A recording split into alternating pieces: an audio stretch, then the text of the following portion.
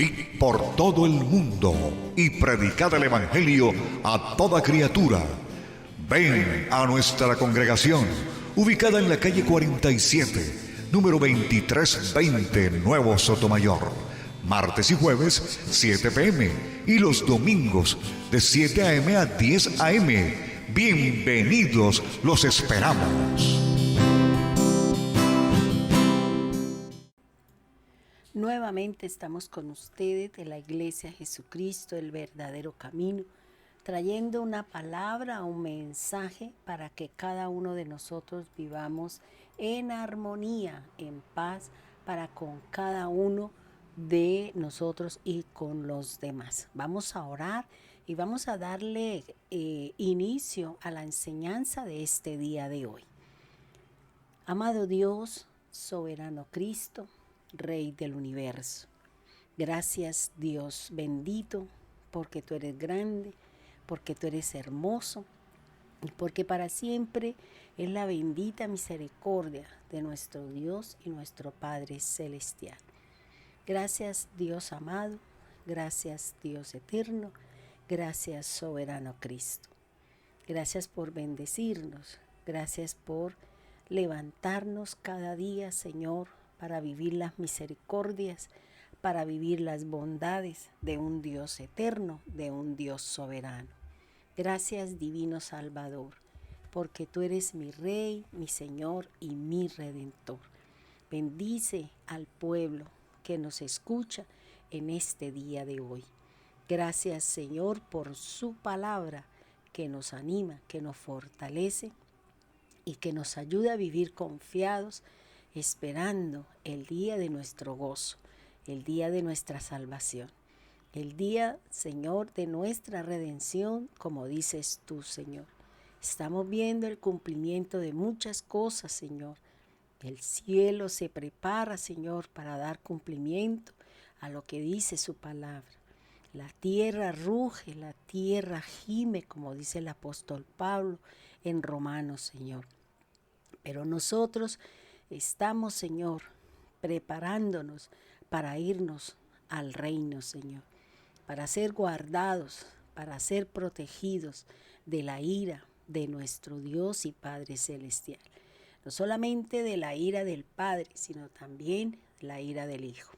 Gracias Dios, gracias Señor. En el nombre poderoso de Jesús, amén y amén. Bien, hermanos, vamos a seguir hablando del tema que venimos trabajando hace ya varios días, varios meses, con respecto a el versículo que nos habla Cristo, que es una controversia que hay en estos momentos, si la ley o la Torá o los profetas o la palabra de Dios ha sido abrogada, ha sido anulada, ha sido quitada. Y vamos a seguir hablando de cada uno de estos mensajes que nos da la palabra. Yo quiero invitarles a que vayamos a Mateo 5:17, que es el versículo base para nuestra enseñanza. Y seguimos entonces, o dice así la palabra del Señor. Mateo 5:17, lo voy a leer en dos versiones. La Reina Valera del 60 y la Biblia Israelita Nazarena. Dice así la Reina Valera: no penséis que he venido para abrogar la ley o los profetas. No he venido para abrogar, sino para completarla. La Biblia Israelita Nazarena dice así: no piensen que yo vine para anular la Torá o los profetas. No he venido a anularla, sino a cumplirla o a completarla. Seguramente usted es un gran lector de la palabra de Dios. Seguramente usted conoce la palabra. Y hemos visto que a través de muchas generaciones y a través de la palabra, el Señor había colocado una serie de sacrificios, ofrendas para cada día, cada momento, cada situación Dios había puesto una serie de sacrificios para que el hombre estuviera en armonía y para que ellos mantuviesen una relación con Dios, una relación con los demás, una relación con nosotros mismos. Pero la palabra de Dios dice que la ley no era capaz de satisfacer los requerimientos que Dios había solicitado para el hombre. Por eso el Señor colocó y envió a su Hijo para que Él satisfaciera, llenara y completara y se dejaran de hacer los sacrificios que ya no eran agradables a Dios, porque el hombre simplemente iba, lo hacía y seguía cometiendo sus mismos errores y no había un verdadero arrepentimiento. Por eso Dios, como dice su palabra, dice: hastiado estoy de vuestros sacrificios, estoy hastiado de vuestras ofrendas, porque ya no me satisfacen. Por eso envió a su Hijo,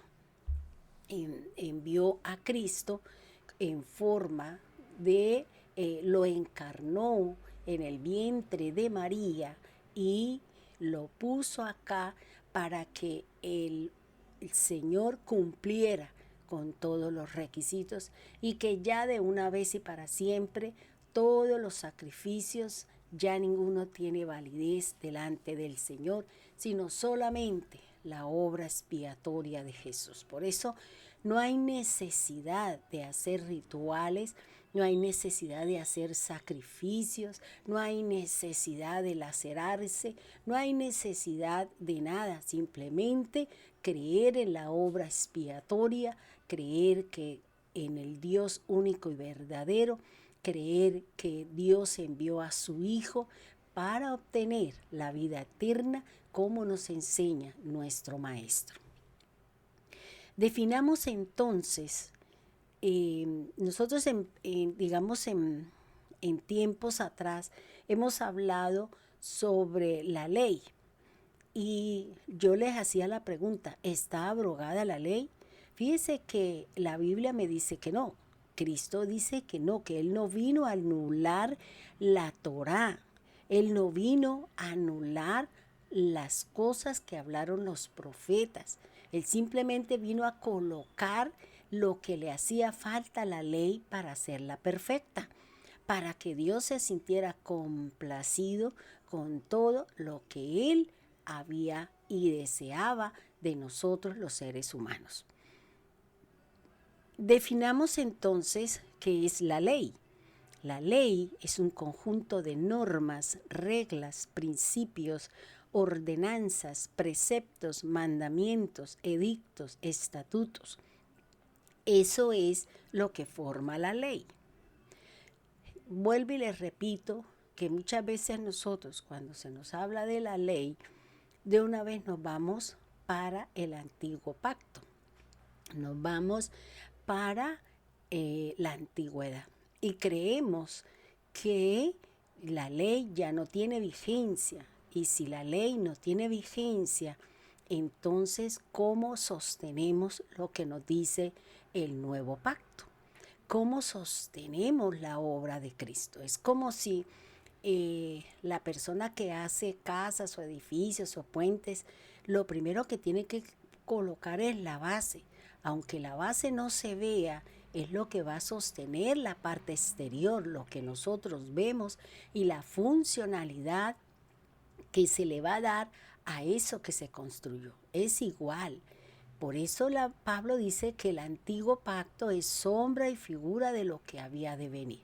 Pero eso no quiere decir que ya a nosotros no nos interesan muchas cosas de las que está escrita en la Biblia, exactamente lo que se llama la Torá. Cuando hablamos de Torá, estamos hablando de dirección, instrucción, guía, manejo. Eso es lo que hace referencia a la palabra Torá. Dice que se define como un conjunto de normas, reglas, principios, mandatos, preceptos.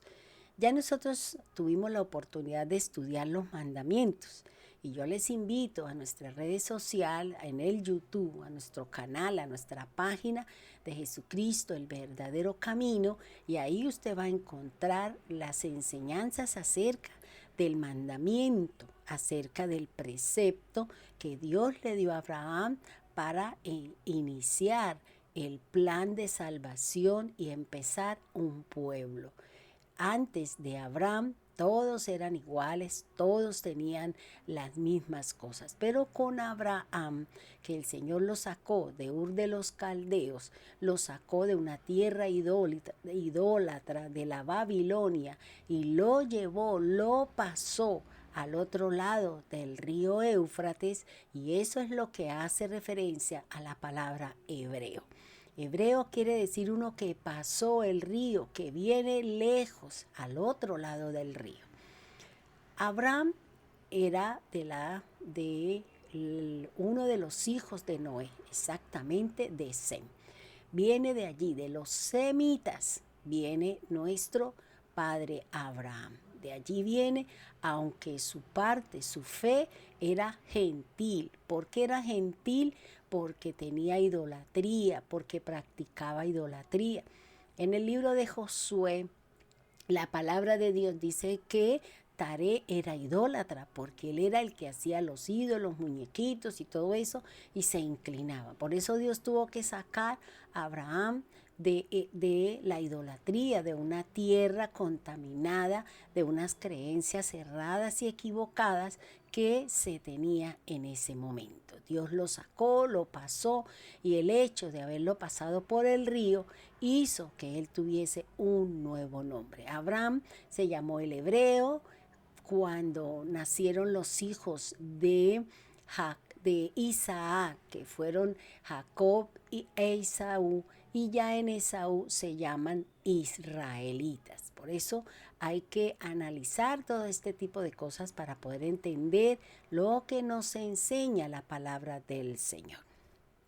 Bien. También hemos hablado sobre el precepto, como ya lo hemos analizado. Y aquí estamos hablando entonces de lo que es un decreto. Y vamos a analizar esta parte que es muy interesante. ¿Para qué? Para poder entender y comprender lo que nos enseña el conjunto de normas, reglas, principios, ordenanzas, preceptos, mandamientos, estatutos y decretos que conforman la ley. Por eso cuando hablen de ley, le puede estar dando una norma, le puede estar dando una ordenanza, le puede estar dando un precepto o le puede estar dando un decreto. Por eso quitémonos el concepto de que ley hace referencia al antiguo pacto y a toda la ley que Dios le dio a Moisés, y veamos realmente a qué hace referencia lo que nos enseña la palabra del Señor.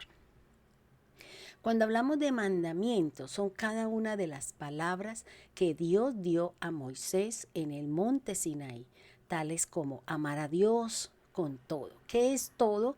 Con el alma, con el espíritu y con el cuerpo. También otro mandamiento es honrar a padre y madre, y sabemos que lo que aprendimos que cuando no honramos a padre y madre tenemos la misma sentencia que se da cuando blasfemamos contra el Espíritu del Señor, y es la muerte. Otro mandamiento es no codiciar lo ajeno, y eso es lo que se mueve hoy en día.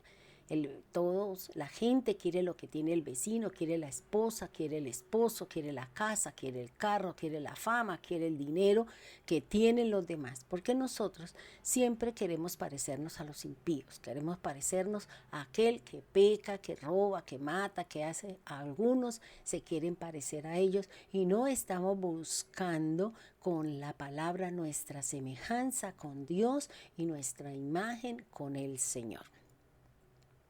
El precepto es la luz que nos trae el cumplimiento de un mandato del Señor. Es algo específico, por ejemplo, la circuncisión como pacto en la carne. El decreto, que es el que vamos a trabajar, es una acción determinada en tiempo en una situación específica. Cuando hablamos de decreto, estamos hablando de tiempo y estamos hablando de un hacer. ¿Cuál es la función de un decreto? La función de un decreto es establecer cómo debemos actuar bajo una situación específica. En esta situación que estamos viviendo, bajo esta amenaza de vida que tenemos toda la tierra, y nos estamos manejando o nos están llevando basados en decretos. Es decir, que se tiene que hacer esto, no se tiene que hacer esto, puedes salir a tal hora, no puedes salir a tal hora. O sea, un montón de, digamos, de un nuevo orden, una nueva normatividad, porque nos están poniendo una serie de nuevas normas, que usted tiene que salir a la calle y en su bolso tiene que llevar alcohol, en su bolso tiene que llevar un poco de cosas que nos van a dar o que nos exige la norma, nos exige la ley para poder entrar a un sitio, para que usted constantemente se esté bañando las manos con ese tipo de elementos. También tenemos que salir con nuestra boca tapada, bueno, con una máscara, con una cantidad de cosas que nos están imponiendo para salvaguardar la vida de todos aquellos que estamos allá afuera. Ahora, ¿cómo actúa la ley? Y encontré esto en una Biblia que hace muchos años leí, y que es la Biblia de Scofield, y encontré esta parte cuando hace muchos años también hablé de esto mismo, pero ahora es muy diferente a lo que el Señor nos dio en aquella época. ¿Cómo actúa la ley? La ley actúa de dos formas. La parte interior, que es los estatutos, las ordenanzas y los reglamentos. Y en la parte exterior, los decretos expresados en resoluciones o normas.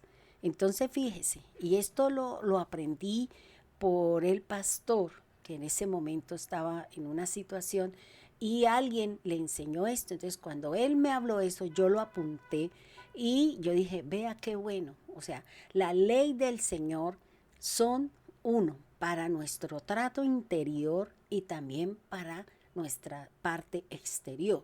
Es decir, comportamientos y actitudes que yo debo tener conmigo misma y también para con los demás. Eso es lo que nos habla y nos enseña cuál es lo que dice aquí, cómo actúa la ley. Por eso en las empresas está el estatuto, está el reglamento, el estatuto como empresa y el reglamento para las personas que laboramos y trabajamos dentro de una institución. Entonces, la ley debe establecerse, o la ley me establece qué debo hacer, cómo debe llevarse a cabo. Y el decreto nos indica cómo debe hacerse o cómo debe llevarse a cabo una acción en un momento de dificultad. Por ejemplo, en nuestra congregación, para poderla abrir, tuvimos que hacer el protocolo de bioseguridad, tuvimos que llenar unos requisitos, tuvimos que comprar una cantidad de cosas para tenerlo como protocolo, como las exigencias que se solicitaron en las iglesias, porque una cosa es el protocolo para las empresas, otro para los restaurantes, otro para los sitios donde la gente va a bailar y todo eso, y para las congregaciones. Entonces, cada uno de nosotros tenemos que reunir y de acuerdo a la capacidad, de acuerdo a un montón de cosas, tuvimos que hacer nuestro protocolo y tuvimos que comprar una serie de elementos que son bases para todo, que es el dispensador del alcohol o del gel, el jabón, las toallas de papel, los tapetes, bueno, todo ese montón de cosas que nos exige la ley para que una persona pueda entrar a la congregación. Y otro protocolo, el que debe cumplirse cuando estamos dentro de nuestro culto, y otro protocolo cuando se sale de la congregación. Y allá el protocolo que usted cumple en su casa, cuando alguien llega, usted le echa alcohol, usted le da gel o mantenemos la distancia como nos ha venido enseñando. Esa es la nueva normatividad, es el nuevo comportamiento, es la ley. Es el decreto que nos está indicando qué debemos hacernos, cómo lo debemos de llevar a cabo, porque estamos en un momento de dificultad. Estamos saturados los hospitales con la cantidad de personas enfermas. Estamos viendo la cantidad de personas que han muerto por causa de este virus. Porque nosotros en algunos momentos no hemos entendido la gravedad del asunto, de la situación. Nos ha cogido de pronto, no hemos entendido que durante mucho tiempo estuvimos guardados y ahora la gente ha salido debido a muchas situaciones y el pueblo está siendo contaminado. La capacidad instalada de los hospitales, de las clínicas, no están dando abasto y ahora tienen que definir quién vive y quién muere. Por eso, quédate en casa, cumpla con los requisitos, cumpla con el protocolo, confiemos en el Señor y hagamos lo que es correcto. Bien, sigamos entonces con nuestra enseñanza. Ya nosotros habíamos hablado acerca de cómo el hombre emite decretos reales para llevar un plan para destruir al pueblo de Dios. Esther, Mardoqueo, Amán y Asuero son personajes de nuestra enseñanza anterior en donde vimos cómo Amán, por su resentimiento y amargura, porque Mardoqueo era el único que no se inclinaba, que no se arrodillaba ante su presencia. El rey Asuero había dado unos requerimientos y había solicitado que por donde pasara Amán, la gente tenía que arrodillarse, la gente tenía que inclinarse, porque el rey lo había engrandecido, le había dado autoridad y poder como representante del rey. Ya conocemos nosotros la historia, ya conocemos nosotros esta situación. Los decretos pueden tener un tiempo determinado o pueden ser eternos e inmutables, como son los decretos de Dios. Yo no puedo decretar en el nombre del Señor. Yo no puedo declarar en el nombre del Señor. Yo lo que declaro es la palabra. Por eso el Señor dice, declara mi palabra. Yo no le puedo decir, es que yo decreto que usted hoy va a ser multimillonario. Así no funcionan los decretos. Porque es que los decretos hacen referencia a cómo usted debe llevarse en un momento determinado. Un decreto, vuelvo y le repito, es una acción que se debe hacer en un momento determinado. Los decretos yo no los puedo tomar como hoy en día lo están tomando muchos predicadores. Yo decreto que usted va a ser millonario y estamos llenos de decretos de hombre y estamos dejando los verdaderos decretos que nos ha dado el Señor en su palabra. Por eso, cuando usted escuche este tipo de cosas, no oiga a ese tipo de enseñanza, de palabra, porque es algo que se sale de la palabra. Dios no está en esos decretos porque los decretos ya están establecidos por Dios. Nuestra autoridad superior es Dios y nosotros debemos de cumplir lo que está escrito en la palabra del Señor. Ahora, vamos hoy a mirar algo que siempre me llamó la atención y que quería saberlo.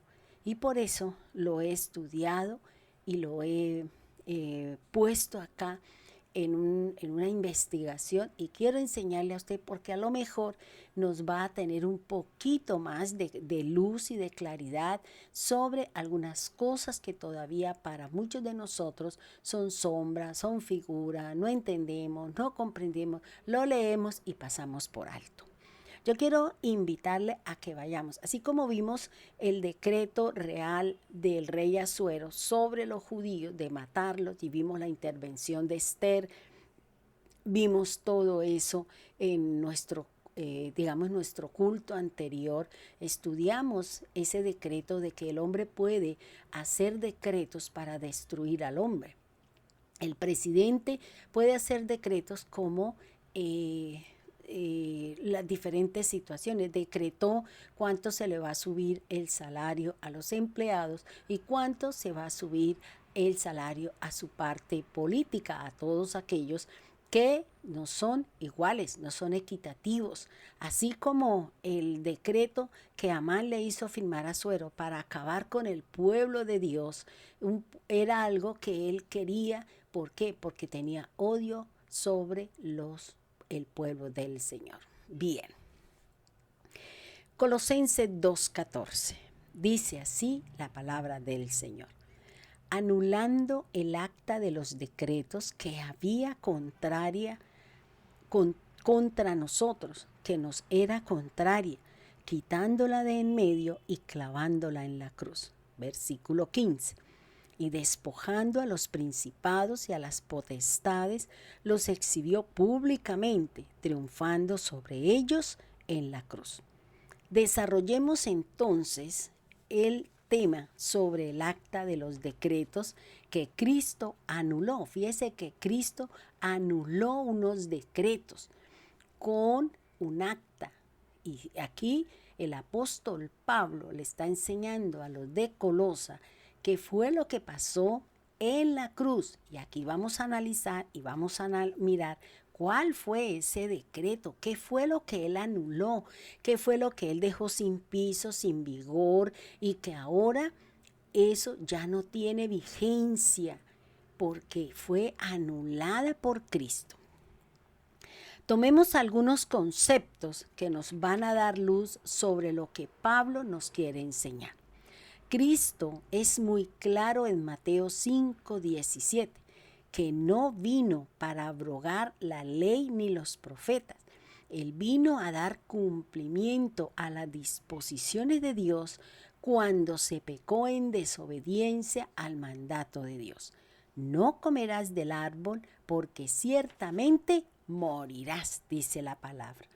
Observemos entonces lo siguiente.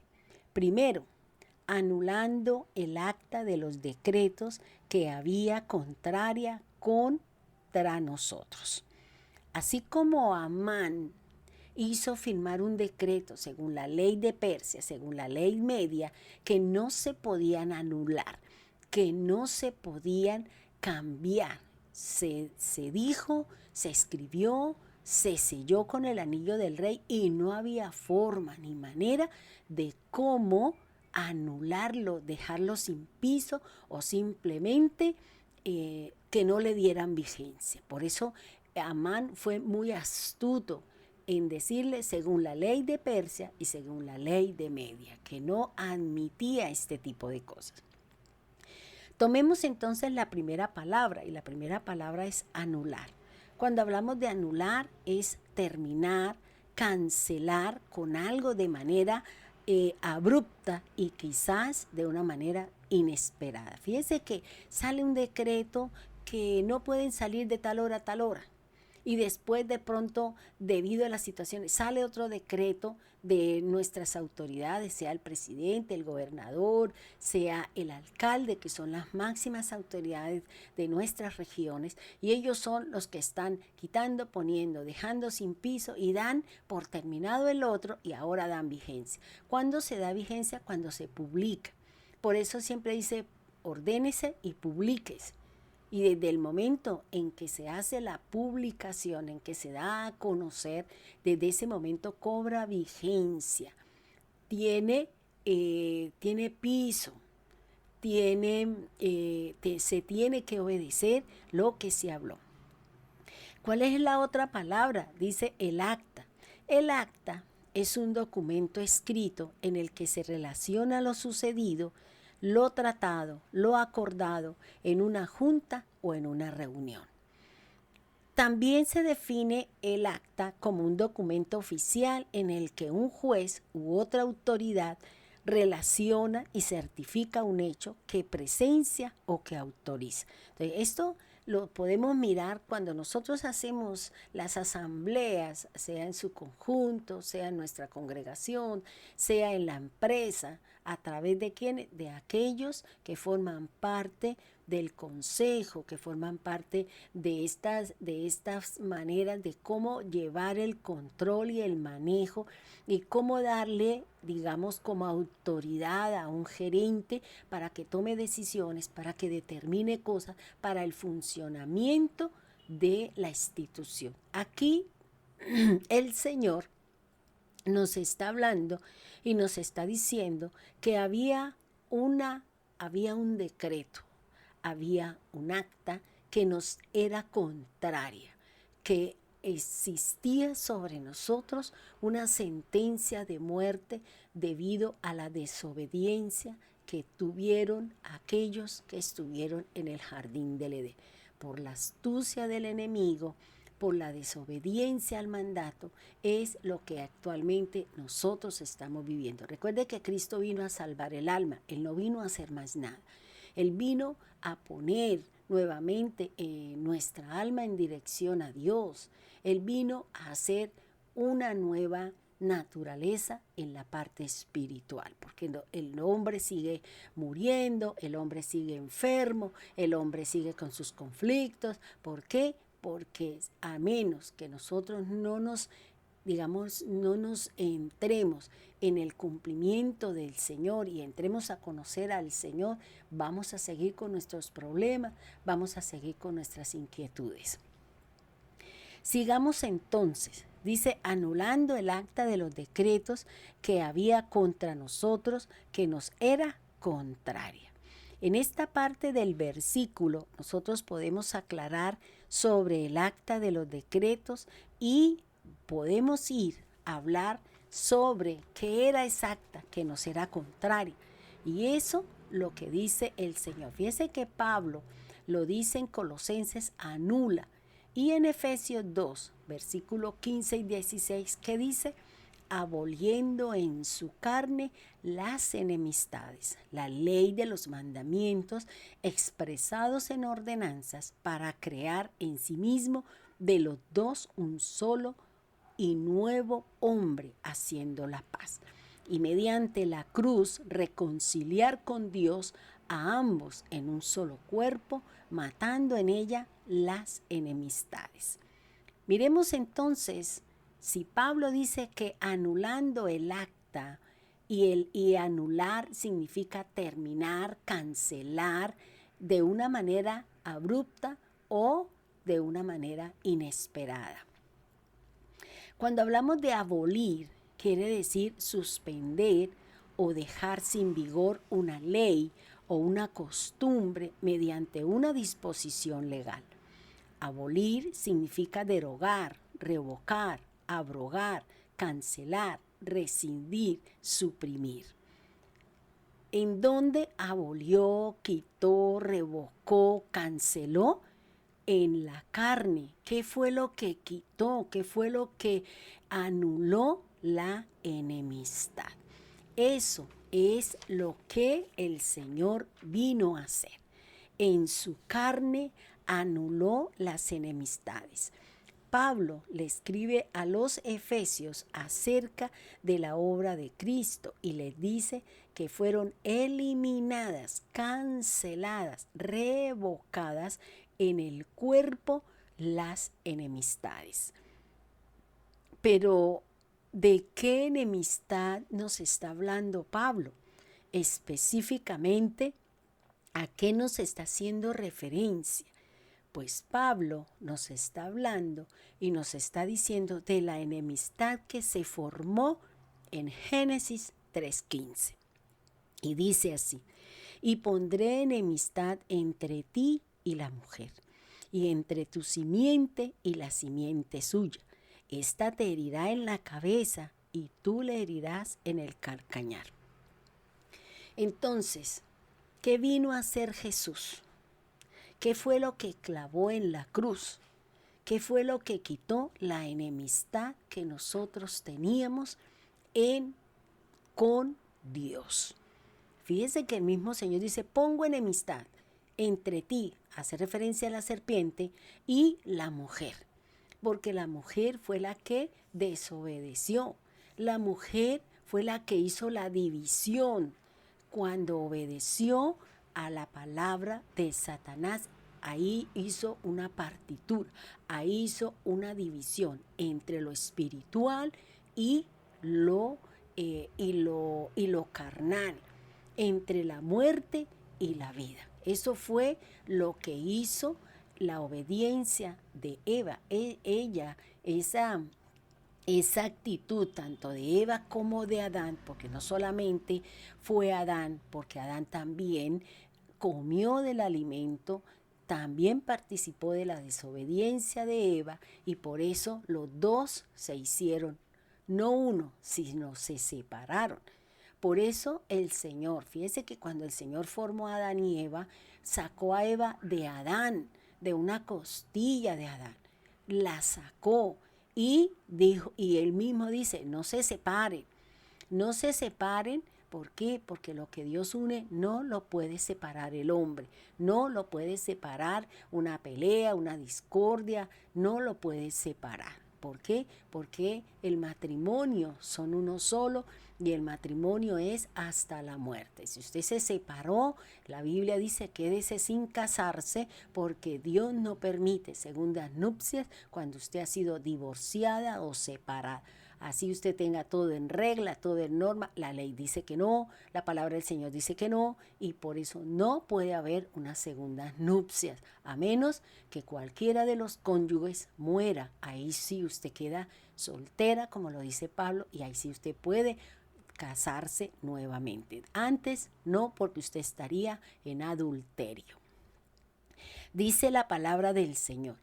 Entonces, el decreto que Dios colocó o que Dios estableció debido al pecado de la desobediencia es la enemistad.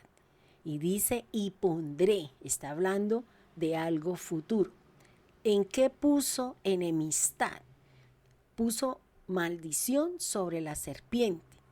¿Y cómo se estableció? Recuerde que el decreto es cómo se debe trabajar en una situación difícil. Y dice que a la serpiente le cambió su caminar, será sobre su pecho. Le dijo que comería del polvo todos los días de su vida y que habría enemistad entre ¿quién? Entre él y la mujer. Y la mujer representa a la esposa, la mujer representa a la generadora de vida, la mujer representa la iglesia del Señor. ¿Qué más enemistad puso el Señor? Puso enemistad entre la simiente del diablo, es decir, aquellos que desobedecen a Dios, y la simiente de la mujer, que hace referencia a Cristo. Está hablando del Hijo de María, cuando vino, cuando estaríamos con Cristo en la obediencia.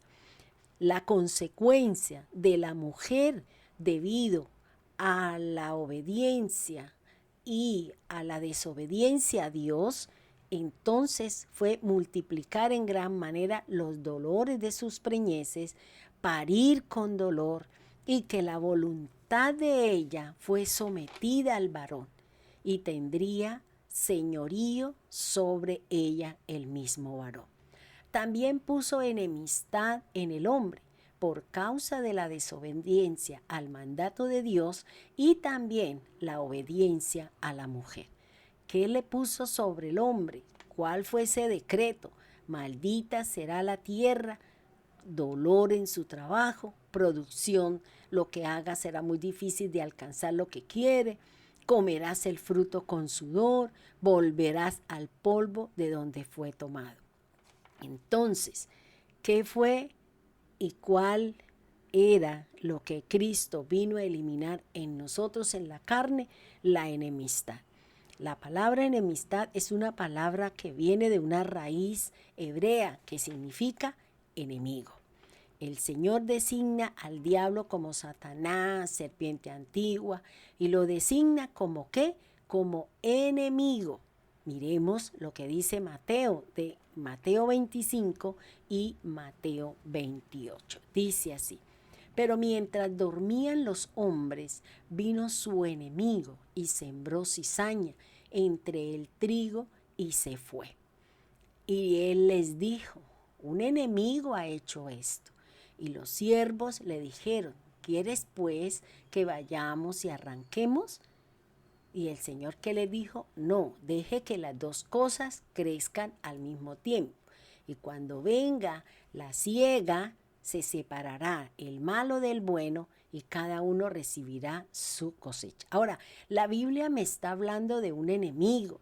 La Biblia me está hablando de una enemistad. Cristo me habla de una cizaña. Pero ¿qué es la cizaña? Mire lo que dice Hechos 20:29. Dice: porque no, yo sé que después de mi partida entrarán en medio de vosotros lobos rapaces que no perdonarán al rebaño. Entonces, ¿de qué está hablando?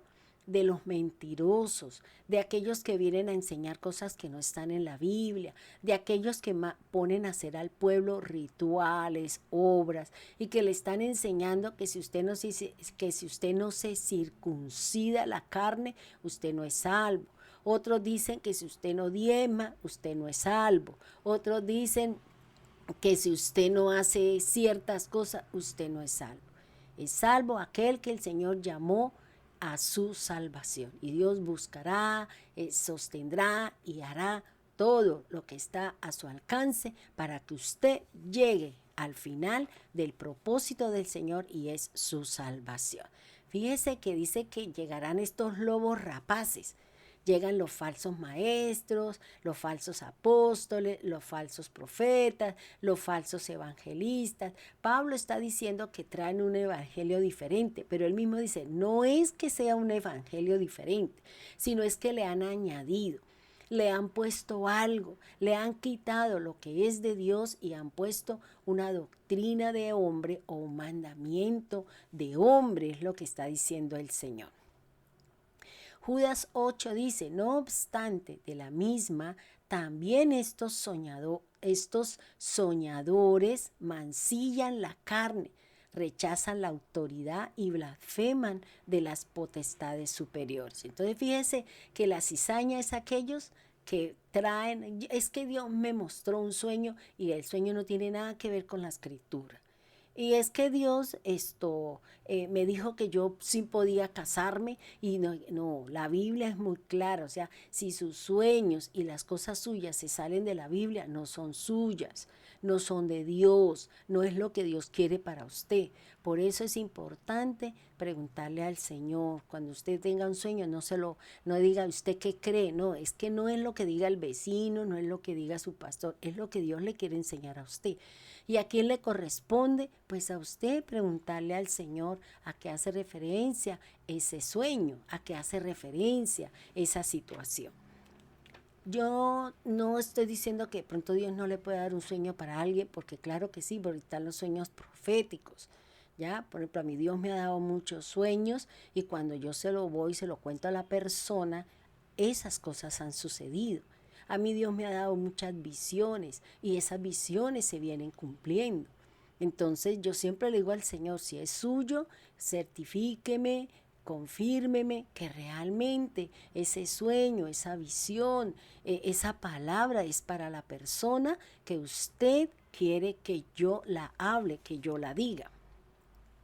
Por ejemplo, también nos habla la palabra que nosotros sin Cristo, todos los hombres son enemigos de Dios. Mire lo que dice Romanos en el capítulo 5, versículo 10. Pues si cuando éramos enemigos, la muerte de su Hijo nos reconcilió con Elohim, con mucha más razón, ya reconciliados, nos salvará nuestra vida. Entonces fíjese lo que nos está hablando el Señor, lo que nos está diciendo. Si nosotros no estamos con el Señor, somos enemigos de Él. Y la muerte del Señor nos reconcilió ¿con quién? Con Elohim, es decir, con Dios, con el Señor. Dice, ahora, mucho más que Cristo murió, resucitó, ahora somos amigos de Dios, somos sus hijos y Él nos salvará, porque así lo dice la palabra. Colosenses 1:21, a ustedes también, aunque en otro tiempo estaban apartados y eran enemigos por tener una mente ocupada en las obras malas, ahora nos ha reconciliado. Mire, hermanos, aquí hay algo muy importante que me llama la atención. Nosotros sabemos que hay un problema con la mente, hay un problema con nuestra forma de pensar, hay una forma, hay unas situaciones que nos habla la Escritura. Y Dios me enseñaba que el mayor conflicto espiritual que tiene los creyentes y aún los no creyentes es su mente. La mente es el cajón del diablo. Si usted no hace y no cumple y no saca todo en lo que usted constantemente está ocupando su mente, viendo telenovelas, haciendo todo, menos leyendo la palabra y escudriñando la escritura. Por eso hay un conflicto, dice aquí la palabra, que tiene una mente ocupada en obras malas. Si usted es una persona que todo el día se la pasa viendo telenovelas, se la pasa viendo programas que no la edifican, que no la ayudan a fortalecer su fe, sino que al contrario, usted se la pasa haciendo de todo, menos leyendo la escritura, pues su mente está simplemente pensando en cosas que no son del Señor. Tiene de todo menos de Dios. Por eso nos cuesta trabajo obedecer, por eso nos cuesta trabajo y somos presa fácil del adversario porque en nuestra mente no está la palabra de Dios. Cualquier cosa que nos llegue a acontecer, no. Entonces yo tomo mis propias decisiones, salgo corriendo, voto todo lo que supuestamente tengo del Señor y tomo mi propio camino. Entonces ahí hay una problemática. ¿En qué estás ocupando tu mente? Y hay un problema, hermano. Por eso vuelvo y le repito, mi querido hermano. Vaya a nuestra red, a nuestro YouTube de Jesucristo, el verdadero camino, y busque los problemas de la mente. También visite nuestra página www.jesucristoelverdaderocaminoigl.com y oiga los programas radiales acerca de los problemas que tenemos con la mente. Por eso no somos capaces de mantenernos en un puesto, por eso no somos capaces de ser victoriosos, por eso no somos capaces de ganar batallas, porque resulta que tengo mi mente ocupada en una palabra, en una actitud, en otra cosa, menos con las cosas del Señor. Yo le invito para que usted vaya y sepa cuál es el problema que tiene usted con su mente. Santiago 4:4. Gente adúltera, ¿no saben que la amistad con el mundo es enemistad con Elohim? Por tanto, cualquiera que quiere ser amigo del mundo se constituye enemigo de Elohim. ¿Cuál es su amistad? ¿Con el mundo? ¿Con todo lo que no tiene nada que ver con el Señor? Y usted todo el día, 24 horas al día, usted se la pasa haciendo lo mismo. Y por ahí usted no tiene nada que ver con el Señor. Y cuando eran los devocionales y cuando eran los ayunos y cuando eran las vigilias, ¿usted participó de las cosas de la iglesia? ¿O usted no se dio por enterada y por eso la situación económica, la situación física, bueno, cualquiera que sea la circunstancia? Aquí la situación es que el Señor nos está hablando que estamos en adulterio espiritual.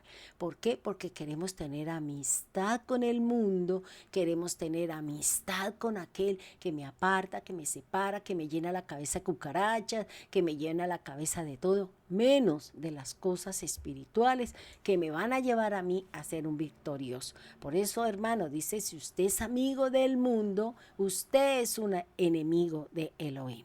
Fíjense que aquí Pablo nos está diciendo y nos está haciendo una referencia con la mente carnal que está enemistada con Dios. Romanos 8:7 dice, es que la tendencia carnal lleva a enemistad con Elohim, porque no se sujeta a la Torá de Yahweh y tampoco puede, dice la palabra del Señor. La enemistad que se manifiesta particularmente en aquellos que son enemigos de la cruz de Cristo. Filipenses 3:18 dice, porque andan mucho por ahí de quienes le hablaba muchas veces y ahora hasta lo digo llorando, que son enemigos del madero del Mesías. Es lo que nos está diciendo.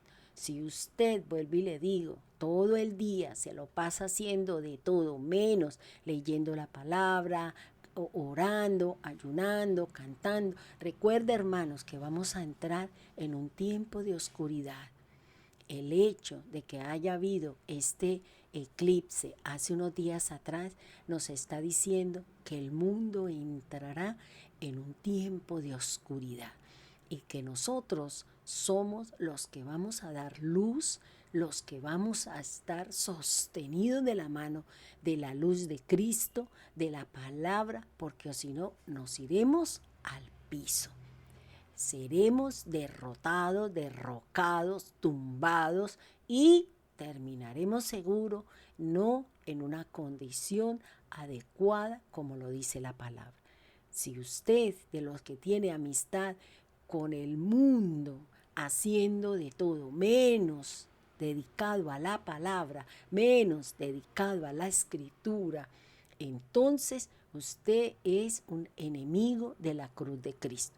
Porque usted cree que es fulano, sultano, y para usted no fue anulada el acta de los decretos, porque sigue siendo enemigo del Señor. Por eso Pablo está diciendo aquí que los enemigos del Señor son aquellos que no creen en la obra del Mesías, que no creen en la obra de Yahshua HaMashiach. Es lo que nos habla la palabra y es lo que nos dice la escritura. Esta enemistad que el hombre ha venido teniendo va creciendo con una gran intensidad hasta el final de todos los tiempos. ¿En qué momento se abrogó el acta de los decretos de la obra de Cristo en el madero? Mire lo que dice la escritura. Y yo quiero que tomemos esta partecita. Mire lo que dice acá. Lucas 2. Yo le invito para que usted lea del 25 al 35, pero voy a tomar 4 versículos que son la base del resumen de la enseñanza. Lucas 2:27 dice, y movido por el Espíritu vino al templo, y cuando los padres del niño Jesús lo trajeron al templo para hacer por él conforme al rito de la ley. O sea, recuerden, María, José llevaron el niño a la presentación en el templo. Allí estaba Simón que estaba cumpliendo. Y Dios le había dado una palabra a este sacerdote donde le estaba diciendo que él no moriría hasta cuando no viera el Salvador del mundo. Ya lo estaba viendo y por eso él mismo dice, Señor, ahora me puedo ir en paz sabiendo que a través de este niño viene la salvación, la luz para los gentiles y la gloria para el pueblo de Israel que ha venido luchando, batallando durante generaciones. En el versículo 32, que me parece muy bueno, muy agradable para nosotros, dice, luz para revelación a los gentiles y gloria de tu pueblo Israel. El versículo 35, mire. Dice en qué momento el acta de los decretos del Señor fue abolida, fue anulada. Ya no tenemos ese comportamiento o no hay esa lejanía con el Señor o con Dios. Mire lo que le dice el sacerdote a José y a María, que estaban maravillados con lo que hablaba el sacerdote. Dice, y una espada traspasará tu misma alma para que sean revelados los pensamientos de muchos. Ahora, fíjese que Pablo de qué habla, cuál es el problema de nosotros, la mente. ¿Cuál es el problema del ser humano? La mente carnal, la mente diabólica, la mente que tiene tantas cosas, porque es que yo todavía sigo pensando en lo que pasó hace N años, en que todavía mi papá, mi mamá, mi amigo, mi jefe, mi Pepito, mi Menganito, todavía usted sigue pensando en lo mismo. Y hasta cuando usted no anule y deje de pensar ese tipo de cosas, usted seguirá siendo martirizada, amarrada con ese concepto y con esa situación. Dice, una espada traspasarás tu misma alma, que dice Hebreos 4:12.